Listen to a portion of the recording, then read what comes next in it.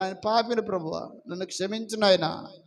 యేసయ్యా, నన్ను నీ బిడ్డగా చేసుకో ప్రభువా, నీ కుమారుడిగా చేసుకో నాయనా, నీ కుమార్తెగా చేసుకో ప్రభు అని ఏ రోజు నువ్వు మారు మనసు పొంది లోకాన్ని విడిచిపెట్టి పాతవి గతించిపోయినట్టుగా పాత జీవితాన్ని విడిచిపెట్టి నూతనమైన జీవితాన్ని జీవించడానికి తీర్మానం చేసి నువ్వు మారు మనసు పొంది నీటి ద్వారా బాప్టిజం ఏ రోజైతే పొందుకుంటావో ఆ రోజు నీలో పరిశుద్ధత స్టార్ట్ అవుతుంది. దేవుని నామ స్తోత్రం కలుగును గాక.